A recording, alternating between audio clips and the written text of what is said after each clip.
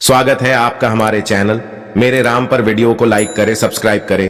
अगर ये पर्दा रुई का है तो पारसमणि उसे सोना नहीं बना पा रहे, और अगर आप बात नहीं मान रहे, अहंकार का पर्दा है, तो साधु के संग पूरे जीवन रहो, तुम सोना नहीं बन पाओगे, तुम साधु नहीं बन पाओगे, तुम्हारे अंदर अच्छाई नहीं आ पाएगी। और एक बात मान लो, एक बार बात छू जाए तो आप उस सरिस चाहे सबकी ना, जैसे संत वैसे तुम पैंट शर्ट में हो जाओगे संत। गृहस्थ में होते हुए अच्छे आचरण, भगवान नाम चिंतन, दुख सुख सहने के सामर्थ्य, ये तो साथ। राधे राधे। अगर आप चाहें तो वीडियो को थोड़ा स्किप करके आगे की वार्तालाप सुन सकते हैं श्री महाराज जी से। आज के एकांतिक वार्तालाप में एक भक्त ने पूछा कि महाराज जी, मैं ऐसे क्या कर्म करूं कि मैं गृहस्थ जीवन में रहकर अपने बच्चों और पति के सारे कार्य करते हुए मुझे क्या संत प्राप्ति हो सके, क्योंकि मैं मेरा गृहस्थ जीवन भी नहीं छोड़ सकती। कृपा कर मेरा मार्गदर्शन करे। राधे राधे।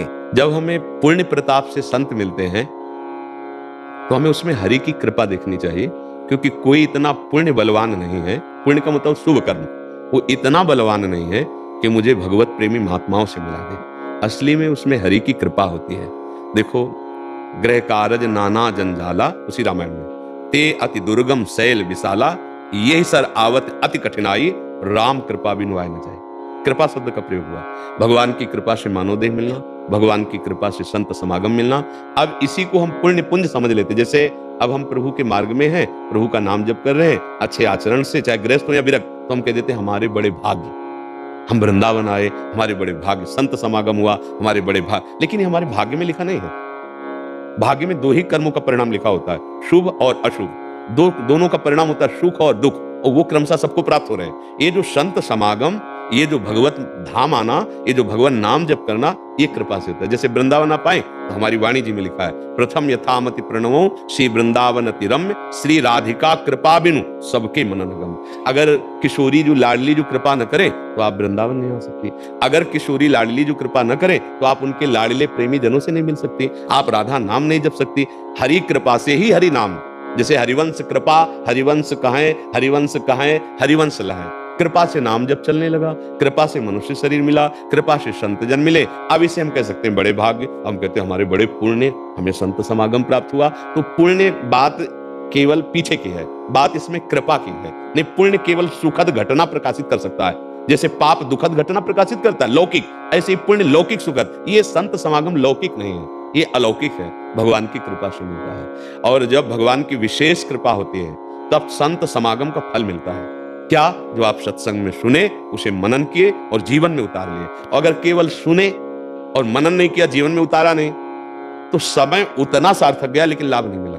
मान लो आप 20 मिनट बैठे, अहो भाग्य कि भगवत चर्चा होती रही, लेकिन आपने सुना लेकिन मनन नहीं किया, तो उसका लाभ नहीं मिलेगा। मनन करके जब उसे उतारा जाता है तो प्राप्त हो जाता है। एक भागवत में कथा है धुंधकारी जी की।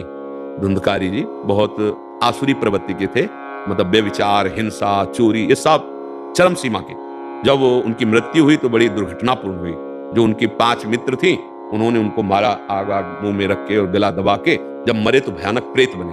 अब भगवत कृपा थी कि गोकर्ण जैसे साधु का उनके परिवार में आगमन हुआ था, वो फल जो हुआ था उसी से गोकर्ण जी प्रकट हुए थे। अब उसने विचार किया कि अब मुझे कोई बचा सकता है तो मेरे भाई जो गोकर्ण जी हैं, ये बचा सकते। तो रात्रि में प्रकट हुआ, कभी इंद्र बन जाता, कभी मेढ़ा बन जाता, कभी ऐसे भयावने, कभी लुभावने। तो समझ गए कि ये कोई भ्रष्ट हुआ जीव है, क्योंकि इसकी दुर्गति है, कभी ये बनता है, कभी ये बनता है, कौन हो तुम? तो उसने ऐसे इशारा किया कि प्यासा हूं, क्योंकि भूत प्रेत स्वयं पानी नहीं पी सकते, उनको जब दिया जाता है तब वो लेते हैं। तो उन्होंने मंत्र पढ़ करके, जैसे गायत्री मंत्र है, भगवत मंत्र है, ऐसे किया तो उनमें पवित्रता आई और रो पड़ा। उसने कहा, मैं तुम्हारा भाई धुंधकारी हूं, प्रेत योनि को प्राप्त हुआ, कैसे तुम्हारा उद्धार होगा? बोले, बस इसीलिए प्रार्थना करूं कि आप कुछ उपाय कीजिए। बड़ा प्रसंग है, सारांश में बता रहे। उन्होंने श्रीमद् भागवत सुनाई, 7 दिन भागवत सुनाई, तो एक विमान आया। सुनने वाले सैकड़ों लोग थे। धुंधकारी भगवान का स्वरूप, पार्षद स्वरूप प्राप्त करके विमान पे चढ़ा तो रोक दिया गोकर्ण जी ने भगवत पार्षदों को, कहा हमारे श्रोता सब सुने थे, इनके लिए विमान क्यों नहीं लाए?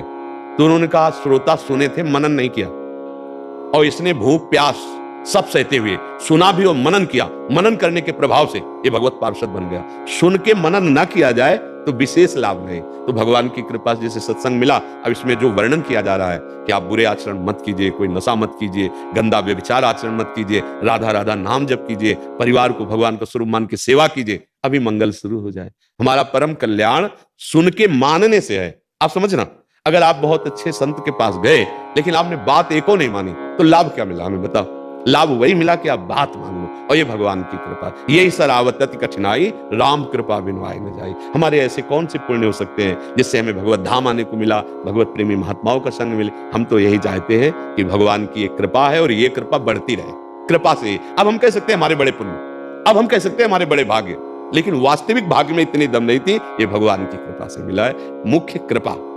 अगर हम पुण्य की तरफ देखते तो अहम आएगा कि मेरे ही पुण्य के परिणाम से तो मिले। नहीं नहीं, ऐसे हमारे पुण्य नहीं थे कि हम धाम आते, हम भगवान महिमा सुनते, हमारा मन प्रभु की तरफ चलता। ये केवल कृपा से हो रहा है। इससे सबसे बड़ा लाभ मिलेगा, अहम पुष्ट नहीं होगा।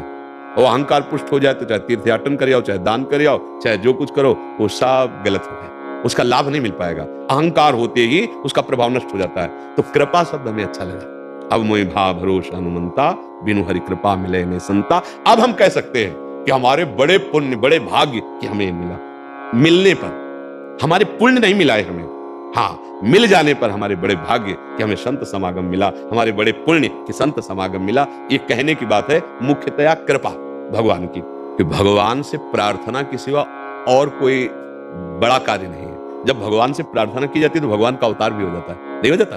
सब मिलकर ऋषि मुनियों ने जय जय सुरनायक जन सुखदायक प्रणत पाल भगवंता, भगवान अवतार ले लेते हैं। अगर हम एकांत में भगवान से प्रार्थना करें हृदय से कि प्रभु चाहे दुख दो चाहे सुख, मैं आपसे शिकायत नहीं करूंगा, पर ये जन्म मेरा सार्थक हो जाए, तो अपने, हमें पता नहीं कौन महात्मा है कौन क्या है, आप अपने प्रेमी जनों का संग करा दीजिए और मुझे भजन में रुचि दे दीजिए। ये मिल गया तो सब मिल जाएगा।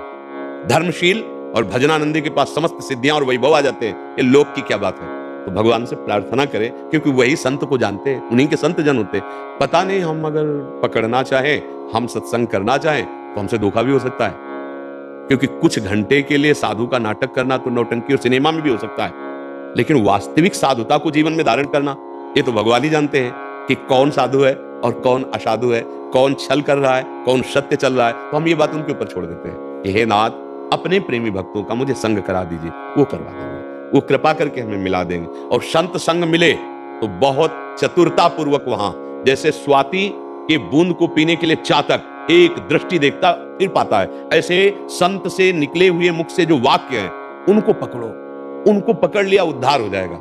एक बार का सत्संग, तात स्वर्ग अपवर्ग सुख धरी तुला एक अंग, तुलनताय सकल मिल जो सुख। अब आप समझ लीजिए कि कितना सत्संग की महिमा है। तो किस बात की है? मिल गए चले गए, इससे कुछ हो जाएगा? हो जाएगा। हमारी बात पकड़ लो, जो हमने शास्त्रों में गुरुजनों से छाती में अनुभव किया वो हम आपको बता रहे हैं। अगर आप ऐसे चलोगे तो सत्संग ही सत्संग रहेगा। कैसे? अब आप कहीं चले जाओ, आपके दिमाग में हमारी बातें हैं ना, उसके अनुसार चलो ना, तो रात दिन हम तुम्हारे दिमाग में बैठे हैं। आपको दिखाई, बाबा ने कहा था ये नहीं करना, ऐसे चलना, तो है ना तुम्हारे सामने दिमाग में, रात दिन हमारा साथ हो गया। और हमारी बात अगर ना मानो तो अभी निकले, खत्म, खेल हो गया। तो ये 10-20 मिनट सार्थक हुए, लेकिन वास्तविक साधु संग का लाभ नहीं मिला। एक शब्द सत्संग का आपके जीवन का परिवर्तन कर सकता है, यदि आप उसे उतार लें। और नहीं तो आप घंटों बैठे रहें या पूरे जीवन हमारे पास बैठे रहें, हमारी बात ना माने, तो क्या हो जाएगा? कोई लाभ मिल जाएगा क्या? देखो, पारसमणि ऐसे रखी है और लोहा ऐसे रखा है, बस उसका संयोग ना हो तो सोना बन जाएगा क्या? पास रखते सोना बन जाए? संयोग होना चाहिए। एक संत भगवान की सेवा करते थे, उन्होंने कहा महाराज मैं बहुत गरीब हूँ। उनका हाँ, एक दिन हमें पारसमणि मिली थी, एक कुटिया में रखी है, मैं यमुना स्नान करके आता हूँ, अभी आपको दूंगा। तो उनको बेचैनी बढ़ी जब वो स्नान करने गए, कहाँ पारसमणि कैसी होती है? तो सब पूरी कुटिया में देखा, एक डिबिया रखी थी लोहे की। वो बार बार सोच रहे थे, लोहे की डिबिया में अगर पारस होती तो ये सोना ना बन जाती? होता है। इसलिए नाम जप करो, अच्छे आचरण करो और हर समय कृपा का चिंतन करो। भगवान की बड़ी कृपा है, उनकी कृपा में इतनी सामर्थ्य है, बड़े से बड़े दुख को आप सह जाएंगे, बड़े से बड़े सुख में आप अभिमान नहीं करेंगे। ये दुख सुख रात दिन की तरह चक्र है, आने जाने वाले। कभी ना दुख टिकता है न कभी सुख टिकता है। भगवान से मत मांगो, हमारी प्रार्थना मान लो, भगवान से ये मांगो आप मिल जाओ, राह बता दो, आपका भजन हो जाए, वो हमें मार्ग दे दो, क्योंकि ये छूटेगा, चाहे जितना बटोर लो, अंतिम समय यही छूटेगा। अगर नाम भजन ये आपके साथ है। राधा राधा।